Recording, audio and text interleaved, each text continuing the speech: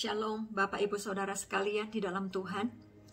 Kali ini saya ingin memberikan suatu pesan yang saya rasa saya harus bawa, saya harus sampaikan kepada umum gitu ya, bikin videonya karena saya ada murid-murid sekolah doa yang mendengarkan pelajaran, mereka juga ada pertanyaan, mungkin ada kebingungan, ada kebimbangan, dan juga mungkin bertanya-tanya begitu.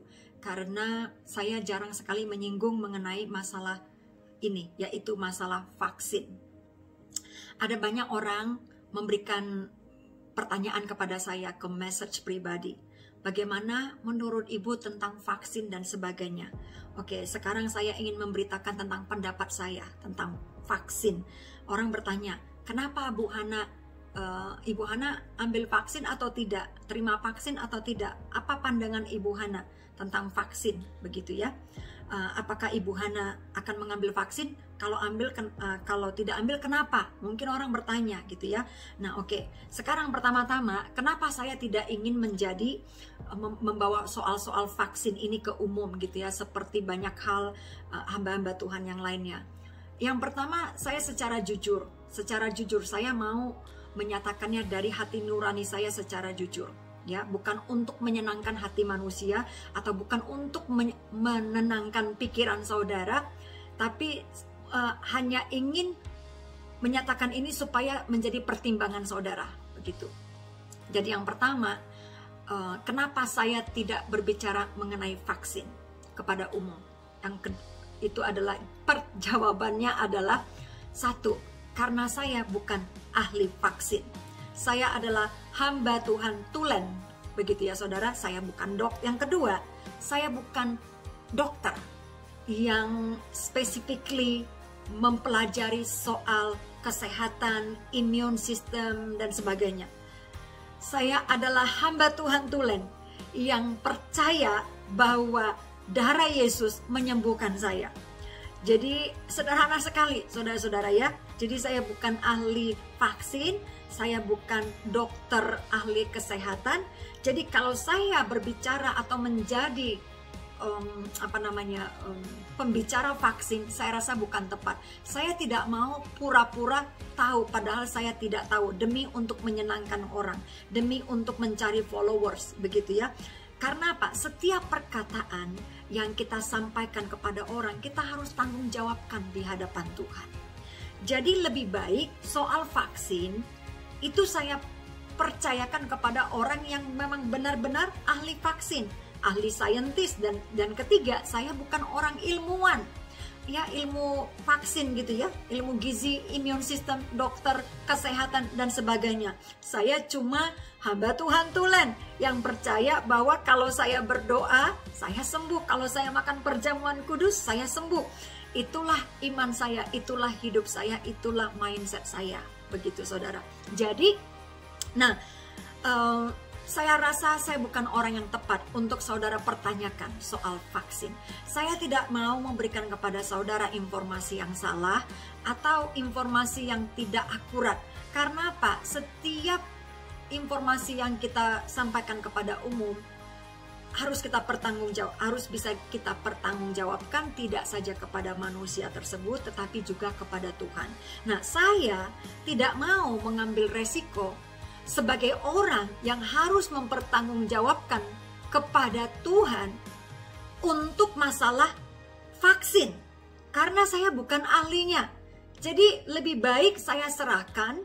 Kalau saudara ingin mengetahui tentang vaksin atau bertanya soal vaksin, maka lebih baik saya arahkan kepada saudara untuk bertanya kepada para ahlinya, atau untuk mendengarkan atau mencari sumbernya kepada para ahli vaksin, kepada dokter yang memang benar-benar mengerti soal vaksin, mengerti bagaimana cara bekerjanya vaksin, mengerti bagaimana cara bekerja tubuh kita di dalam menerima vaksin, atau efek samping vaksin, efek negatif atau efek positifnya. Jadi saya sarankan kepada saudara, kalau saudara-saudara bingung mengenai masalah vaksin, terima vaksin atau tidak. Lebih baik saya mengarahkan kepada saudara, satu, pergi kepada sumber yang tepat. Ya, saat ini tidak ada lagi istilah kata buta ilmu atau buta pengetahuan, karena semuanya ada di online, ada di Mbah Google, ada di Pak YouTube gitu ya. Semuanya bisa dicari. Nah, adalah merupakan tugas dan tanggung jawab Bapak Ibu Saudara sebagai individual gitu ya, untuk mencari sumber yang benar, untuk mencari sumber yang tepat. Jadi tidak semua didengarkan, tidak semua sumber yang bicara soal vaksin didengarkan. Disinilah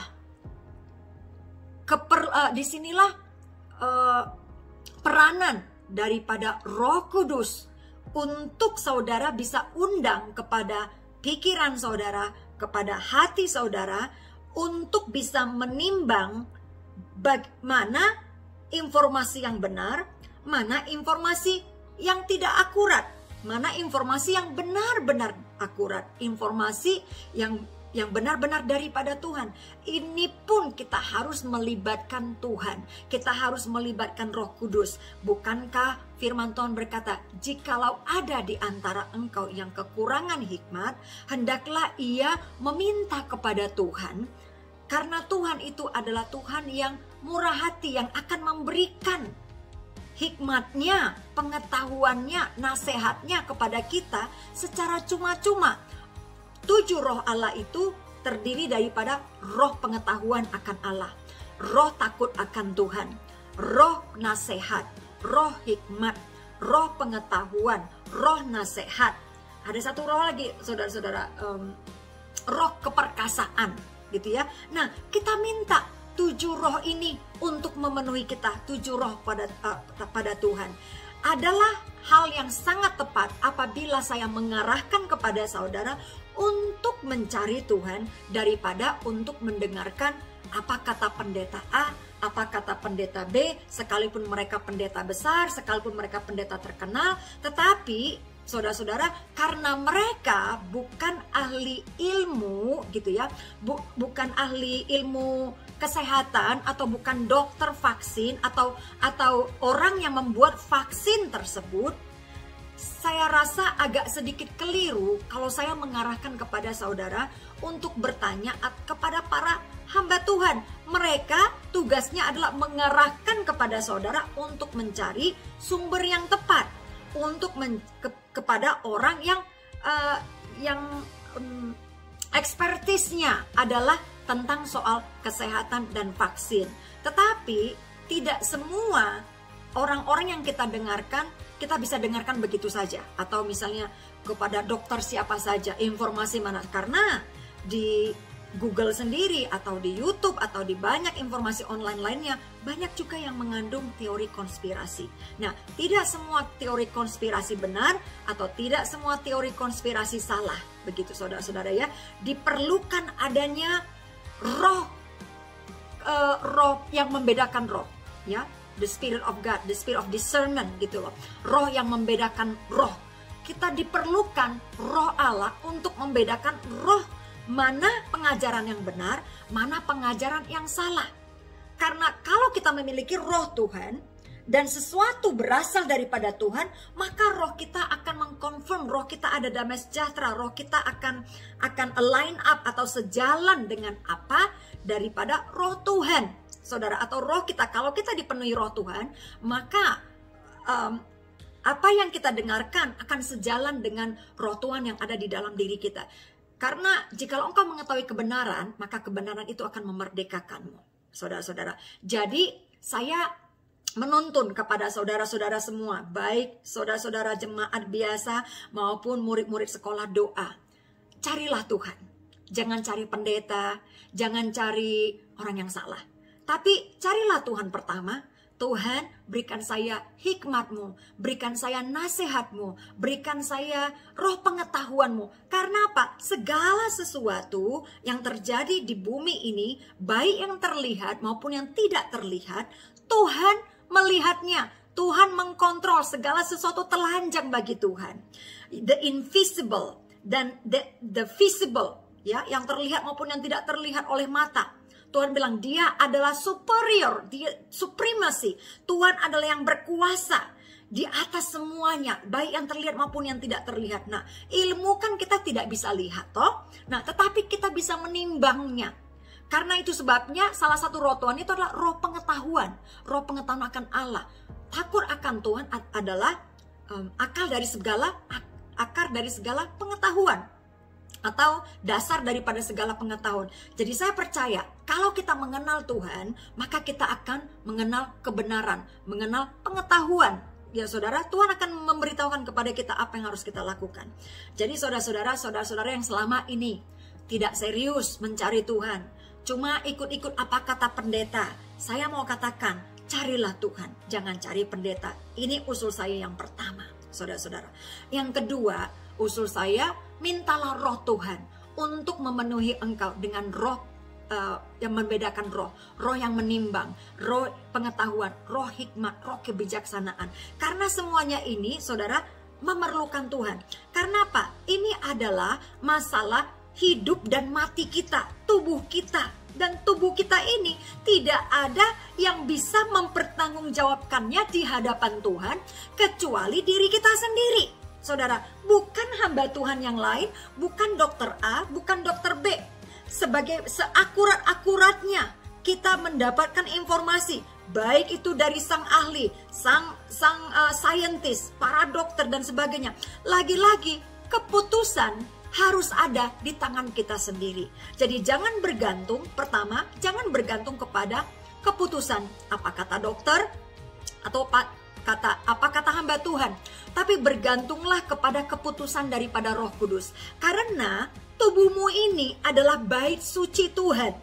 Suci dan kudus dan berkenan kepada Allah. Ya, dengan tubuh kita ini kita memuliakan Tuhan. Dengan tubuh kita ini kita melayani Tuhan. Jadi bagi kita memiliki alasan-alasan tertentu. Alasan itu harus rohani. Alasan itu harus biblical. Why? Kenapa kita menerima vaksin? Kenapa kita tidak menerima vaksin? Apapun itu alasannya, menerima vaksin atau tidak menerima vaksin, harus berdasarkan hati nurani yang suci, yang benar kepada Tuhan, bukan kepada apa kata orang, bukan kepada apa kata pemerintah, bukan kepada apa kata dokter atau apa kata pendeta, tetapi harus apa kata Tuhan kepadamu.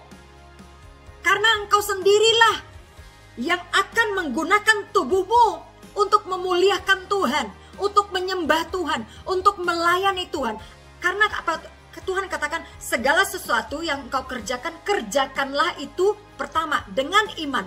Kedua, kerjakanlah itu seperti engkau melakukannya kepada Tuhan. Jadi saudara, bukan soal menerima vaksin atau bukan soal tidak terima vaksinnya yang akan membedakan kita orang benar dengan orang tidak benar. Nah, ini juga pemikiran yang salah, saudara-saudara. Jadi jangan juga sampai kita disesatkan, jangan sampai kita dibingungkan oleh pengajaran-pengajaran di sekitar kita atau apapun propaganda yang kita dengar, saudara. Baik itu terima vaksin atau tidak terima vaksin. Karena lagi-lagi dasarnya, intinya kembali lagi kepada kita, iman kita, motivasi kita. You know, why kita melakukannya? Kenapa kita mau divaksin? Kenapa kita tidak mau divaksin? Semuanya itu sama seperti ketika kita harus, Tuhan bilang, janganlah kamu menjadi batu sandungan.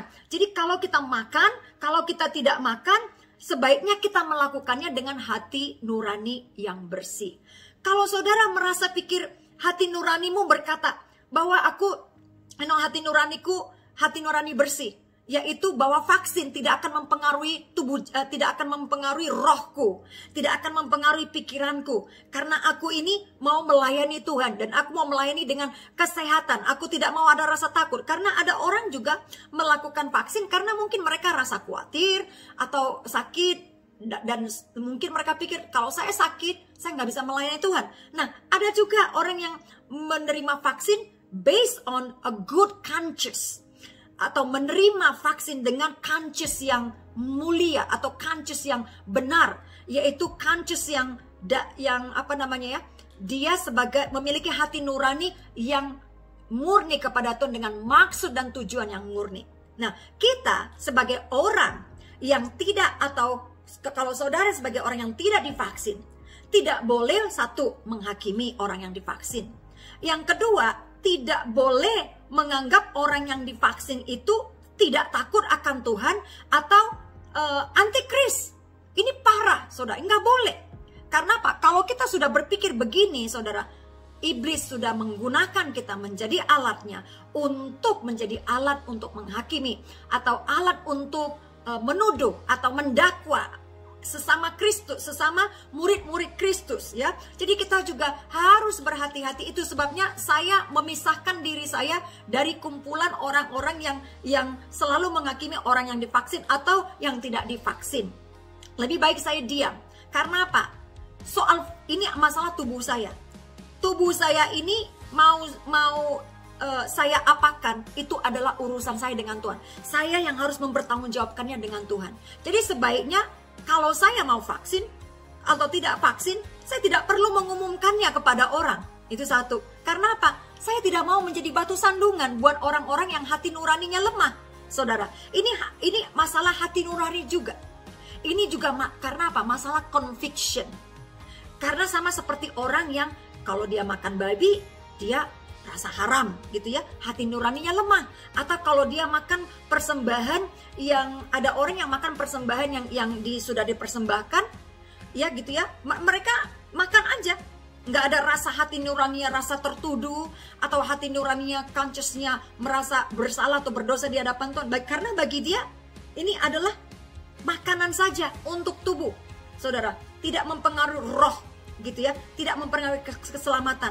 Dia memakan makanan itu dengan conscious yang murni, dengan hati nurani yang murni, menganggap bahwa segala sesuatu disucikan, dikuduskan oleh Tuhan. Apa yang sudah dihalalkan Tuhan tidak boleh kita non halalkan atau kita najis, kayak kita anggap najis gitu loh, saudara-saudara ya. Nah, ini adalah nasihat saya bagi saudara-saudara yang memilih untuk tidak divaksin gitu ya. Nah, kalau saudara memilih untuk tidak divaksin, satu, bertanyakan kepada Tuhan, kenapa saudara tidak divaksin? Ya saudara, nah kalau saudara sekarang bertanya kepada saya, apakah Ibu Hana mau divaksin? Begitu. Oke, saya jawab dengan jujur. Saat ini, saya pribadi, saya belum untuk terima divaksin. Satu, bukan karena saya pikir bahwa vaksin itu antikris. Ya, saudara-saudara. Karena kalau saya kata itu antikris, satu, belum ada buktinya. Kedua, Tuhan belum menyatakan kepada saya bahwa itu antikris. Ya, saudara, itu yang pertama. Jadi, saya memang pernah mimpi, gitu ya, pernah mimpi bahwa di dalam mimpi itu orang-orang pada dikejar-kejar. Nah, ya saudara, ini mimpi saya. Jadi saya tidak menyatakan mimpi ini sebagai doktrin atau sesuatu yang saudara harus ikuti. Karena ini berbicara saya pribadi. Nah, sekarang saudara tinggal berdoa, tinggal bertanya sama Tuhan gitu ya. Apa kata Tuhan kepada saudara? Jadi saya mengatakan kepada saudara, jangan bergantung kepada saya. Karena saya bukan Tuhanmu, saya bukan ahli vaksin, saya bukan dokter. Tetapi saya hanya bisa mempertanggungjawabkan tubuh saya. Setiap kita hanya bisa mempertanggungjawabkan tubuh kita di hadapan Tuhan. Tidak ada orang lain yang bisa menjaminkan kesehatan saya atau keselamatan atau kehidupan tubuh saya di hadapan Tuhan. Cuma saya. Jadi cuma saya satu-satunya yang bisa memelihara, menjaga tubuh saya. Baik itu divaksin atau tidak divaksin. Saudara-saudara ya.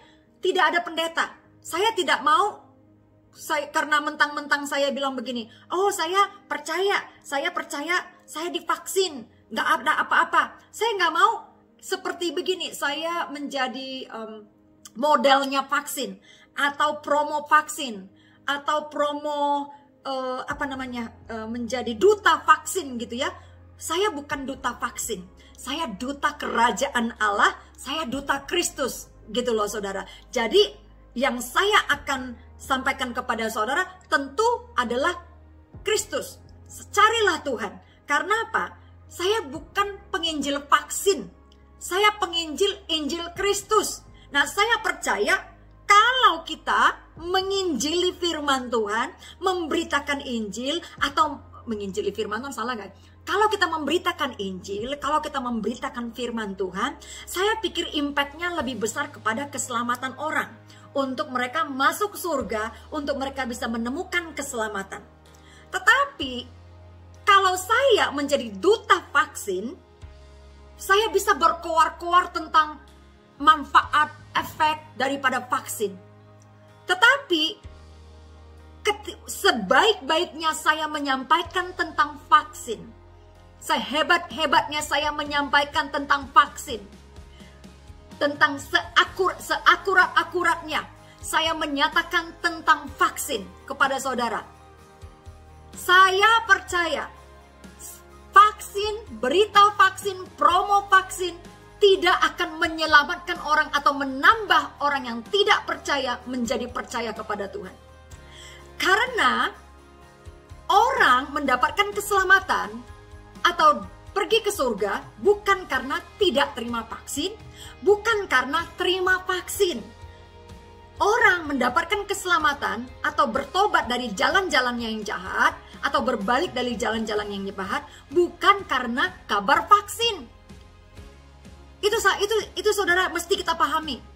Jadi saya tidak mau wasting my time, saya tidak mau membuang-buang waktu saya untuk berbicara soal vaksin. Karena vaksin tidak akan menyelamatkan orang. Keselamatan kita tidak bergantung kepada vaksin atau tidak vaksin. Tetapi saya percaya, kalau saya memberitakan Injil Tuhan, maka orang bisa percaya kepada Kristus.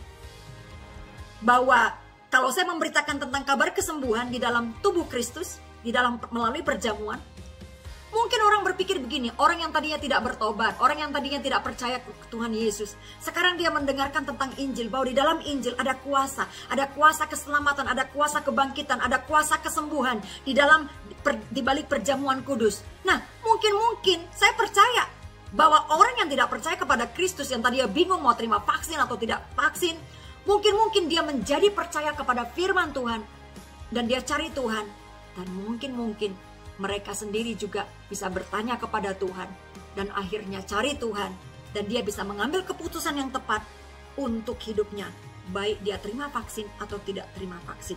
Bahkan kalau seandainya, kalau saya tidak mengatakan iya sekarang sudah terjadi, tidak. Kalau seandainya vaksin itu adalah antikris, mengandung chip atau apapun itu, which is I don't claim, saya belum mengklaimnya karena saya belum melihatnya, belum melihat buktinya. Saya bukan orang yang menciptakannya, jadi saya tidak tahu. Tapi so far saya rasa belum di sana, saudara. Begitu ya, saudara. Jadi saya tidak mau mengklaim atau mendeklarasikan bahwa vaksin adalah antikris, gitu ya, saudara. Nah, jadi saudara, tapi seandainya di masa yang akan datang, dijauhkan kiranya, mudah-mudahan tidak, gitu ya saudara, hanya Tuhan yang tahu, saudara. Seandainya pun vaksin itu adalah merupakan cara antikris atau lambang antikris apapun itu, dan kalau kita cari Tuhan, kalau kita membawa seseorang kepada Injil Kristus, maka Tuhan sanggup menyelamatkan orang tersebut yang tidak tahu menjadi tahu, yang tadinya mungkin dia mau kena vaksin, mungkin kalau dia terima Injil, maka dia tidak akan menerima vaksin. Kalau seandainya Tuhan Yesus sanggup menyelamatkan mereka. Jadi saudara-saudara yang di dalam Tuhan, yuk kita jangan ribut-ribut soal vaksin. Jangan kita menghakimi soal vaksin. Siapa yang vaksin? Wah, pendeta ini sudah vaksin. Saya banyak sekali bilang, Bu, pendeta ini sudah vaksin. Bu, pendeta ini sudah vaksin. Saya pikir, ya biarin aja. Mau mereka vaksin atau tidak vaksin, kan yang bertanggung jawab kan tubuh mereka. Yang mempertanggungjawabkan itu kan mereka kepada Tuhan, bukan saya. Saya tidak berkuasa atas hidup mereka, dan bukan tanggung jawab saya atau bukan tugas saya mengatakan kepada mereka jangan ambil vaksin atau tidak, karena itu bukan my expertise. Nah, seringkali kita sebagai hamba Tuhan, kita mau jadi orang yang memberikan jawaban semuanya kepada orang yang bertanya kepada kita. Sometimes, kadang-kadang kita terlalu takut untuk mengatakan saya tidak tahu. Tapi justru kita perlu kejujuran, perlu ada kerendahan hati untuk mengatakan, wah saya tidak tahu. Ya, untuk mengatakan itu. Nah, dalam hal ini, saya secara jujur mengatakan saya bukan ahli vaksin, jadi saya tidak tahu. Saya bukan ahli kesehatan, jadi saya tidak tahu soal-soal vaksin. Saya bukan ahli saintis, jadi saya tidak tahu soal vaksin. Jadi saya tidak akan pura-pura membawakannya, pura-pura tahu, sok tahu, lalu mulai membahas-bahas soal vaksin. Tetapi yang bisa saya kerjakan sebagai individual, PR saya mengerjakan PR saya, homework saya, yaitu saya mencari informasi untuk diri saya. Ya, untuk diri saya, saudara jangan malas mencari, jangan malas belajar, jangan malas untuk mencari tahu, jangan bergantung pada seringkali begini. Ya, suami saya kan orangnya peka dengan suara Tuhan gitu ya. Jadi kalau saya tanya Tuhan bisa langsung jawab begitu loh. Nah, namanya udah prophetic gitu ya, prophetic person. Saya punya karunia kenabian gitu. Nah, suami saya beda, karunia pengajaran gitu. Nah, kadangkala nih ketika kita saya dan suami gitu sebagai rumah tangga ingin melakukan satu tindakan atau keputusan dalam rumah tangga kita, misalnya mengambil keputusan untuk pindah atau mengambil satu keputusan penting dalam hidup kita. Nah, seringkali nih suami saya tuh cari jalan BTL. Orang bilang tuh bata tembak langsung gitu. Jadi instead of cari Tuhan, dia maunya langsung cari saya, tanya saya gitu loh. Dia nanya, apa kata Tuhan, Hana? Apa kata ini? What do you think? Bagaimana menurutmu, Hana? Dia akan tanya saya, dia akan cari saya. Nah, problemnya, masalahnya, ketika saya kasih tahu, dia nggak percaya. Ketika saya kasih tahu, kadang-kadang dia kurang yakin. Tapi dia nanya, gitu loh saudara. Nah, parah kan saudara-saudara? Begini, seringkali saya bilang gini, Hani, kamu kan kepala rumah tangga. Kalau mengambil keputusan untuk rumah tangga tuh kan mestinya tuh kepalanya dulu yang dikasih tahu, begitu ya. Nah, baiklah engkau mencari Tuhan sendiri. Tanyalah Tuhan, apa kata Tuhan? Lalu diskusikan kepada saya. Nah, kalau saya sebagai istri, saya terlalu percaya Tuhan itu bekerja dari kepala dan ke jubah dan ke janggutnya turun. Dari kepala dan ke janggutnya turun, ngalir ke bawah. Jadi urapan itu dari pemimpin ke bawah gitu loh saudara.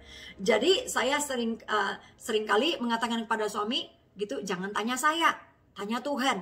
Karena ini tanggung jawabmu sebagai pemimpin gitu. Nah, kadang-kadang ya ada rasa-rasa kita itu kedagingan kita malas cari Tuhan. Karena apa? Karena memang susah cari Tuhan, saudara-saudara.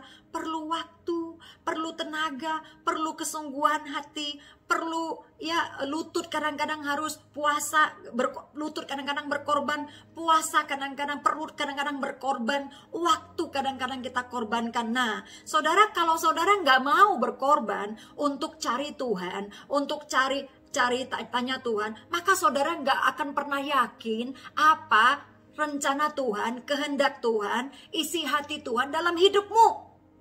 Oleh karena itu saya anjurkan, carilah Tuhan. Kalau dulu saudara malas-malas cari Tuhan, maunya dengar apa kata pendeta, saudara nggak melakukan PR-mu, nggak mau berkorban lutut, dengkul-dengkul sakit, nggak mau berkorban waktu, habis waktu di hadirat Tuhan, nggak mau cari Tuhan, saudara, nanti saudara bisa salah.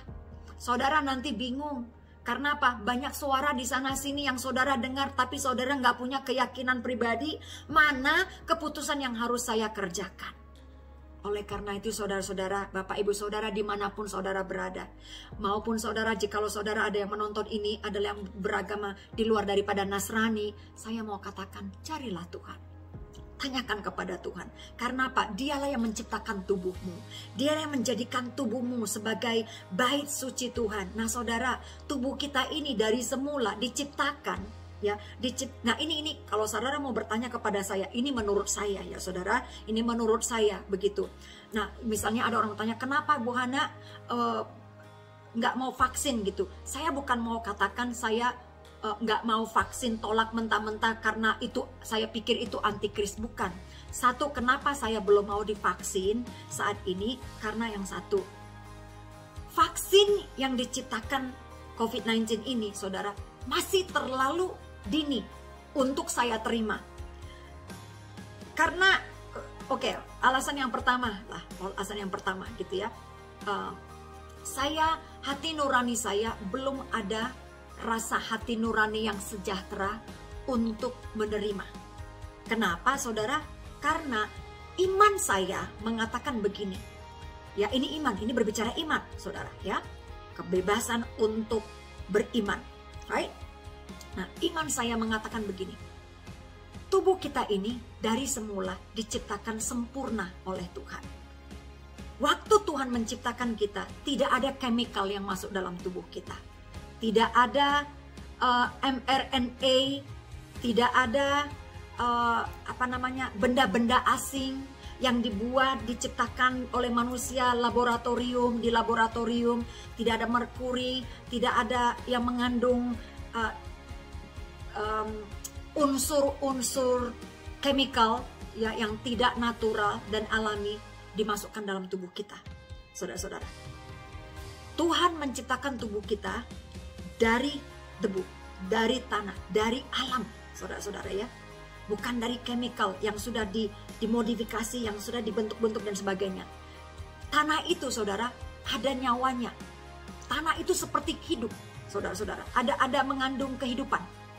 Itu bukan sekedar kalau kita melihat debu tanah seperti debu yang kita lihat, tetapi mengandung unsur ilahi. Itu sebabnya saya percaya ketika Tuhan membuat kita dari debu, Tuhan tuh memiliki pertimbangan yang matang, yang powerful gitu ya, yang meneliti kenapa kita dijadikan dari debu tanah.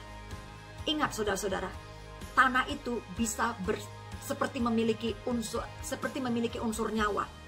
Ingat, Alkitab mengatakan bahwa ketika Habel dibunuh, darahnya tercurah ke tanah. Nah, Tuhan mengatakan di dalam Kejadian 3 kalau tidak salah, bahwa darah Habel berseru-seru meminta pertanggungjawaban. Darah Habel yang ada di tanah, saudara.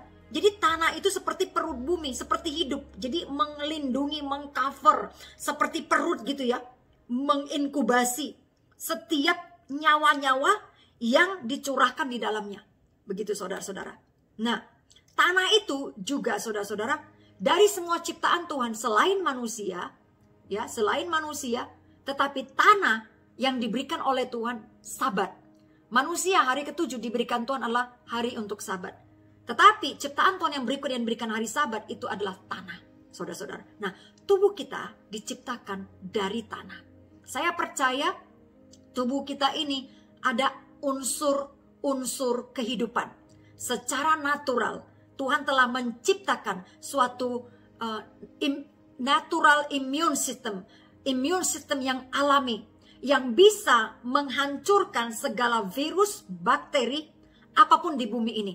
Saudara, kalau kita mau lihat dari zaman penciptaan sampai zaman sekarang, ada sekitar mungkin ya kurang lebih 6.000 tahun. Saudara-saudara, kalau kita percaya tahunnya Alkitab gitu ya, itu sekitar 6.000 tahun. Manusia sampai saat ini survive.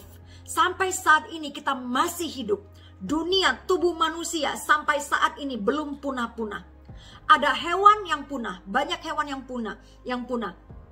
Misalnya hewan dinosaurus ya dan keluarganya, dinosaurus and the gang gitu, punah, saudara-saudara.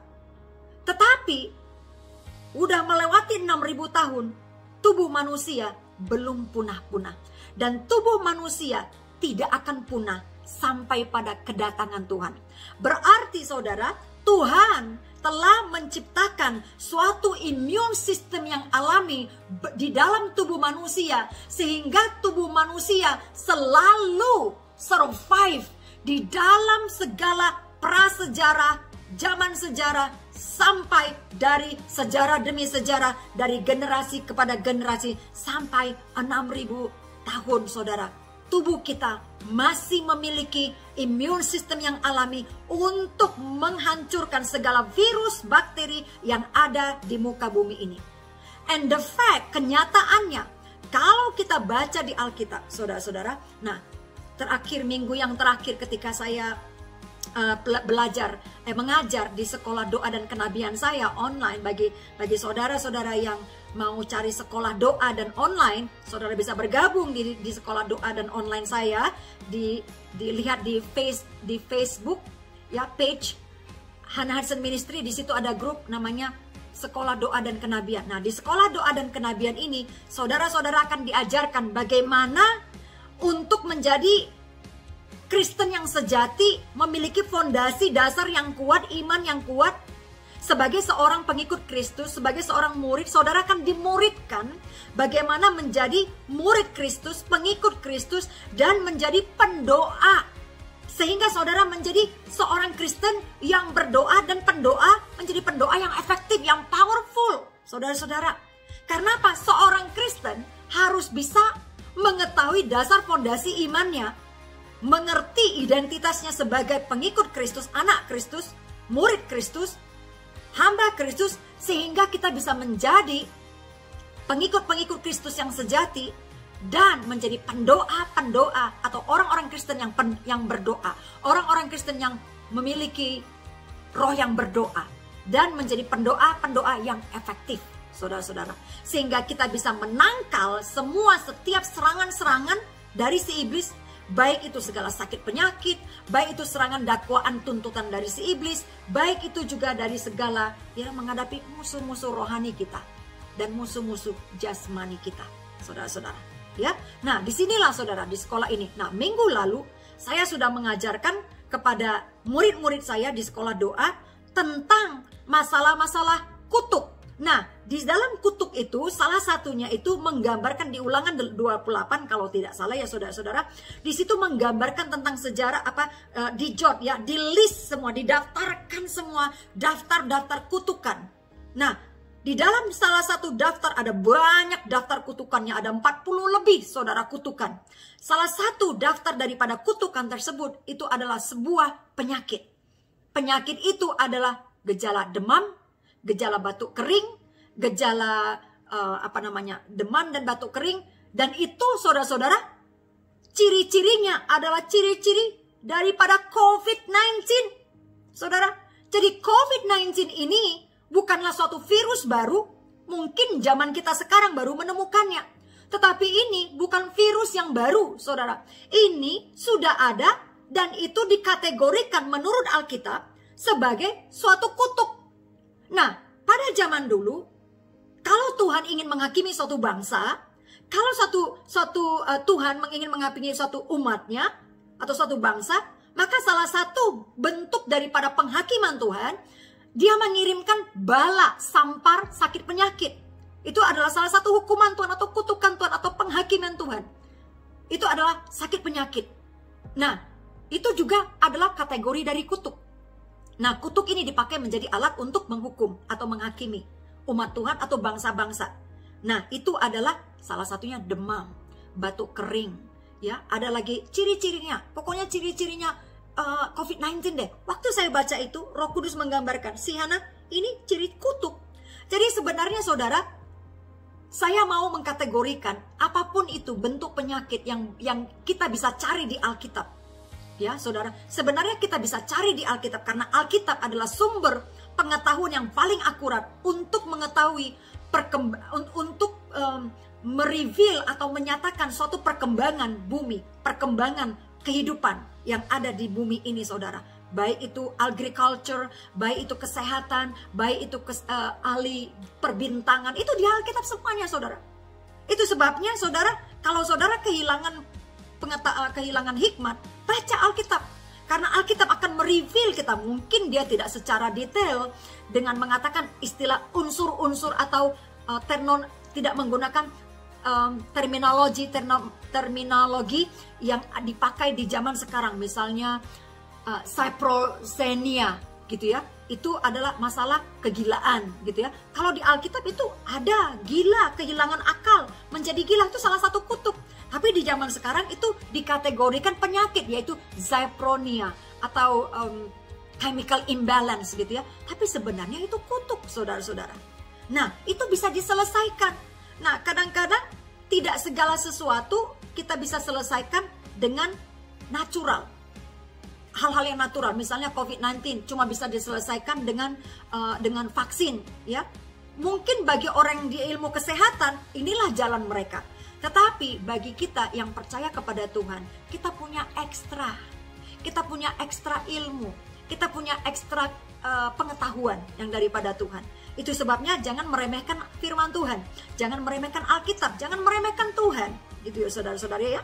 Nah, karena apa? Tuhan itu adalah sumber segala pengetahuan, sumber segala hikmat, dikatakan saudara-saudara ya. Nah, itulah saudara-saudara, waktu itu bicara soal vaksin, begitu ya saudara. Kenapa saya tidak ambil? Karena saya terlalu percaya. Saya mau yang natural-natural aja. Saya mau yang supernatural. Supernaturalnya apa, saudara? Saya percaya perjamuan kudus. Karena di bulan April, 2 hari menjelang Passover ya, atau Paskah, Tuhan bilang begini saudara-saudara. Ya, karena saya sendiri yang terima sumbernya. Saya sendiri yang terima sumbernya daripada Tuhan, bukan second hand prophecy, bukan nubuatan yang disampaikan dari orang lalu saya terima gitu ya saudara. Bukan, tapi saya sendirilah yang menerima itu dari Tuhan pesannya. Makanya saya berdiri teguh di dalam firman itu, di dalam pesan Tuhan itu. Mau saya dapat COVID-19 atau tidak, saya berdiri teguh di dalam itu. Karena saya minta, kalau Tuhan menyatakan sesuatu kepada saya bisa meminta pertanggungjawabannya kepada Tuhan. Ya, jadi saudara-saudara, kita pun harus bisa mempertanggungjawabkan setiap pesan-pesan yang kita terima dari Tuhan. Nah, pada waktu itu Tuhan bilang, Hana, katakan kepada umatku untuk jangan keluar sebelum Passover, sebelum Paskah selesai. Waktu itu saya mengikuti kalendernya Alkitab, kalendernya Yahudi gitu loh saudara-saudara ya. Beda dengan kalender Gregorian